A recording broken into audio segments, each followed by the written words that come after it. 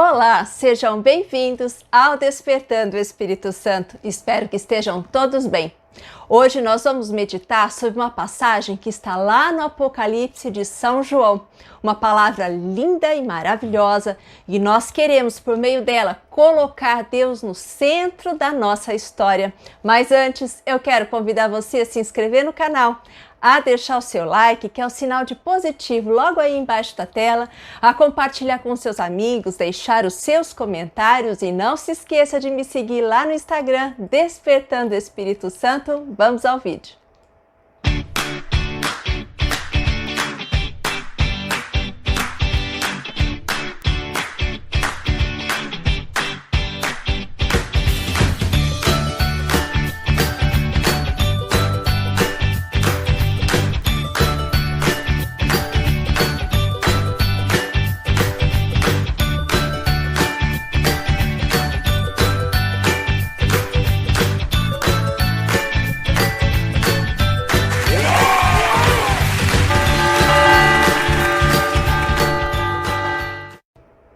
Eu quero começar meditando com você o capítulo 5 do livro de Apocalipse.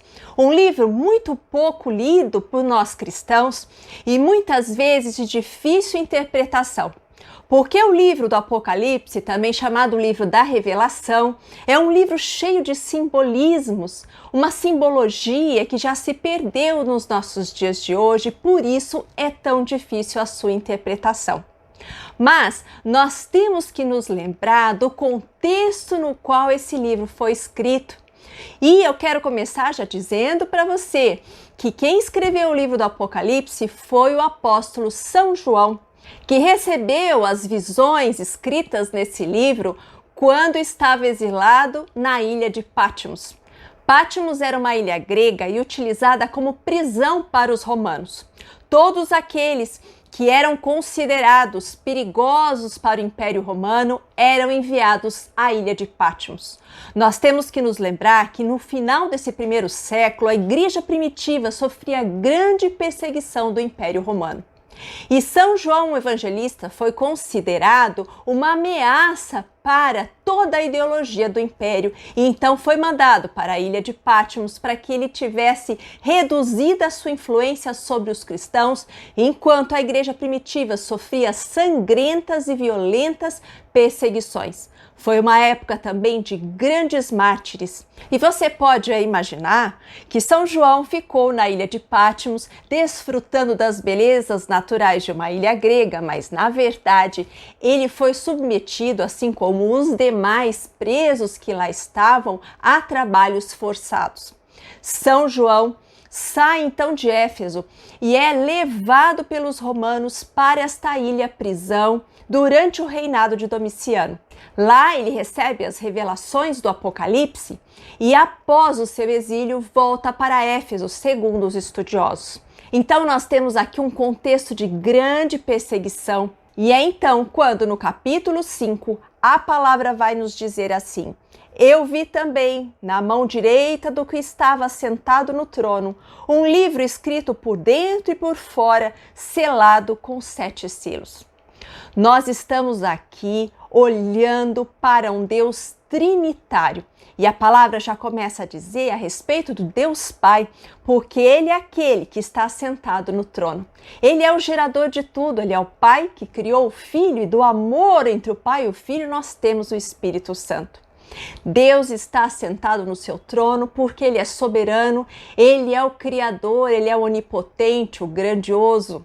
A partir dele tudo foi feito e é por isso que Ele está sentado no trono. E também a palavra vai dar ênfase à sua mão direita, mostrando a sua soberania e o seu poder.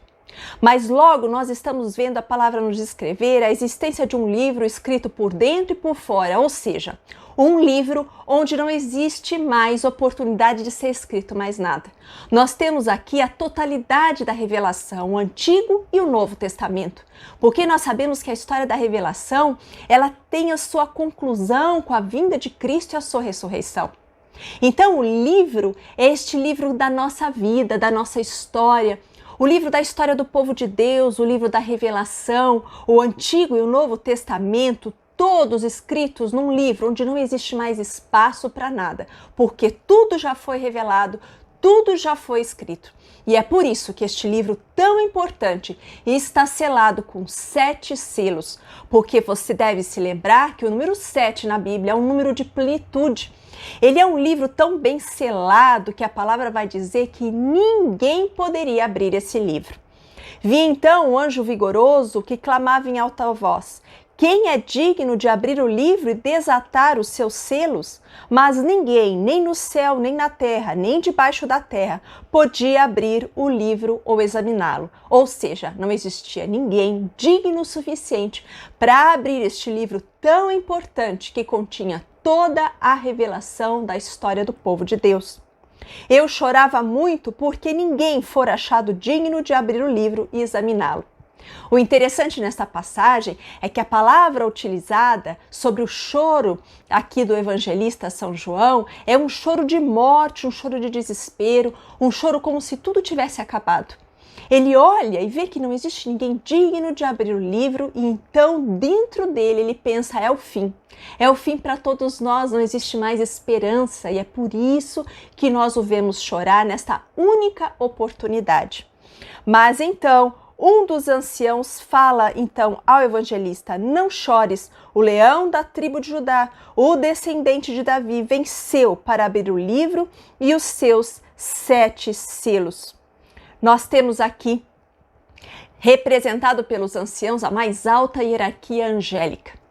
E então um dos anciãos vai dizer que ele não precisa chorar, porque o leão da tribo de Judá foi achado digno de abrir o selo. Jesus é a plenitude da revelação, ele é aquele que se submeteu aos desígnios do Pai, para que de novo fosse religada a aliança entre o céu e a terra. A palavra ainda prossegue dizendo: eu vi no meio do trono dos 4 animais e no meio dos anciãos um cordeiro de pé, como que imolado. Nós temos aqui nesse versículo 6 que no meio do trono havia um cordeiro em pé. No meio do trono, ou seja, na centralidade onde está Deus, nós encontramos Jesus Cristo. Ele é chamado de o leão da tribo de Judá, mas este leão se torna o cordeiro para redimir a humanidade, manso, humilde e obediente aos desígnios do Pai.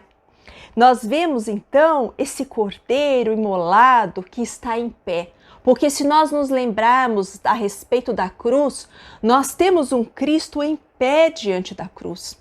A sua situação de verticalidade entre o céu e a terra. Nós temos este cordeiro imolado e manso, e nós devemos nos lembrar todo o significado que o cordeiro tem para o povo judeu. Porque quando Adão e Eva pecaram, então os olhos de Deus se perderam dessa aliança com o homem. E então o homem passou a fazer sacrifícios para expiar as suas faltas e atrair de novo o olhar de Deus sobre a terra. Cada sacrifício que era feito com este animal, manso, humilde, nós temos então aquela fumaça que sobe ao céu, no qual o homem pede de novo o favor do olhar de Deus. O cordeiro imolado simbolizado por Cristo. E durante os sacrifícios, nós vemos também que se pegava o ramo de sope banhado no sangue do cordeiro e esse sangue era aspergido pela assembleia. Nós vamos nos lembrar também que no momento da cruz também foi utilizado um ramo de sope para levar vinagre até Jesus. Nós temos a totalidade, a completude dessa simbologia do sacrifício que o judeu conhecia tão bem e que acontece de um modo sobrenatural e maravilhoso na figura de Jesus Cristo diante do seu sacrifício na sua morte na cruz. Tinha ele 7 chifres e 7 olhos, que são 7 Espíritos de Deus enviados por toda a terra. Aqui também nós temos uma simbologia poderosa, porque vai dizer que ele tinha 7 chifres, e nós podemos olhar aqui também a onipotência de Deus e os 7 olhos, que é a sua onisciência a olhar por toda a terra, que são os 7 Espíritos de Deus. Na verdade, representação do Espírito Santo. Porque nós vamos ter nessa passagem a centralidade de Deus no trono, o seu Filho que também se encontra no centro, diante do seu Pai, e aquela chama flamejante do Espírito Santo que envolve os dois e que na verdade é fruto do amor entre o Pai e o Filho. Nós temos aqui essa figura trinitária completa, Pai, Filho e Espírito Santo, mostrando toda a soberania de Deus e que a partir desse amor e desse convívio harmonioso da Trindade, nós temos toda a criação que foi revelada e que foi criada por causa deste amor. O versículo 7 vai dizer: veio e recebeu o livro da mão direita do que se assenta no trono. A mão direita, a mão da soberania. Jesus é o único digno de receber da mão de Deus este livro, no qual nós sabemos que temos ali a completude de tudo aquilo que o Senhor escreveu na história do seu povo. Quando recebeu o livro, os 4 animais e os 24 anciãos prostraram-se diante do Cordeiro. Nós temos aqui uma imagem de adoração e também temos um simbolismo riquíssimo, porque a palavra vai dizer sobre os 4 animais, fazendo referência ao evangelho quadriforme, os 4 evangelhos que nós temos na Bíblia, e aos 24 anciãos, que é a somatória entre as 12 tribos de Israel e os 12 apóstolos. Então todos se prostram diante do Cordeiro, porque ele é o único digno de receber toda a adoração e todo o louvor. Tendo cada um uma cítara e taças de ouro cheias de perfume, que são as orações dos santos. Nós temos aqui uma figura de uma sala imperial, de uma sala de um rei riquíssima, cheia dos seus súditos celestiais que se prostram diante da grandeza de Deus. O livro do Apocalipse é majestoso neste quesito. Ele mostra esse Deus soberano, essa plenitude, essa riqueza insondável que existe nas esferas celestiais, onde está sentado o trono de Deus, onde está também o seu Filho e onde habita o Espírito Santo. Cantavam um cântico novo dizendo: tu és digno de receber o livro e de abrir-lhe os selos, porque foste imolado e resgataste para Deus ao preço do teu sangue homens de toda tribo, língua, povo e nação e raça, e deles fizeste para o nosso Deus um reino de sacerdotes que reinam sobre a terra. Jesus veio trazer para cada homem, para cada criatura, a salvação. Jesus é a plenitude da revelação, e é por isso que a ele é rendida glória e adoração, porque ele foi achado digno de abrir o livro. Isso significa que a humanidade encontra finalmente esperança, de que as coisas não estão perdidas, de que naquele momento de grande perseguição que a igreja primitiva sofria, existe aqui uma mensagem de que existe um Deus que é soberano, que tem o destino do homem nas suas mãos, que sairá vencedor apesar de toda a perseguição e cuja última palavra será dele sobre os seus perseguidores, sobre o Império Romano e até mesmo sobre o mal. Na minha visão, ouvi também ao redor do trono, dos animais e dos anciãos, a voz de muitos anjos, em número de miríades e de milhares, bradando em alta voz: digno é o Cordeiro imolado de receber o poder, a riqueza, a sabedoria, a força, a glória, a honra e o louvor. Nós temos aqui 7 atributos: poder, riqueza, sabedoria, força, glória, honra e louvor, porque você já sabe, o número 7 indica plenitude. Então também isso significa que no céu todo louvor e toda adoração é perfeita, é planificada. Não existe nenhuma limitação no louvor que é dado no céu.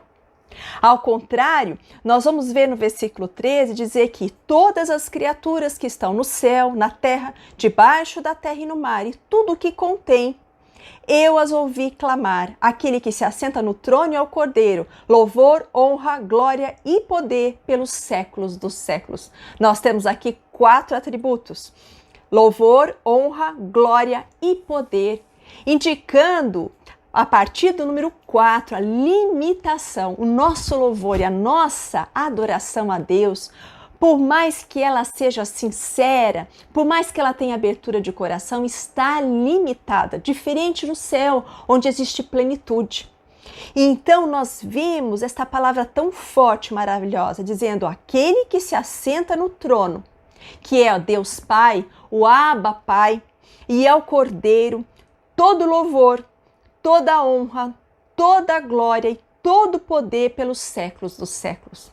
Porque, na verdade, a palavra está dizendo que os impérios passarão, como de fato o Império Romano passou. Teve a sua decadência e vieram outros impérios depois disso. Mas nós temos um Deus que subsiste pelos séculos dos séculos. Um Deus que permanece apesar de todas as coisas que acontecem na história. E os 4 animais diziam amém. Os anciãos prostravam-se e adoravam. Nós somos convidados a colocar o Senhor no centro da nossa vida. Porque se nós não colocarmos Deus no centro da nossa vida, alinhado com o Filho e com o Espírito Santo, nós, na verdade, não conseguiremos subsistir às grandes intempéries da nossa vida. Talvez aí você esteja achando que Deus não tem o controle do que anda acontecendo com você. Mas, na verdade, esta palavra aqui é muito clara de dizer que, apesar dos seus sentimentos, apesar das suas falsas sensações de se sentir às vezes sozinho, se você tem Jesus, se você tem Deus Pai, se você tem o Espírito Santo no centro da sua vida, então a sua vida está segura. Então chegará um momento em que tudo aquilo que você tem passado neste momento vai passar a fazer sentido.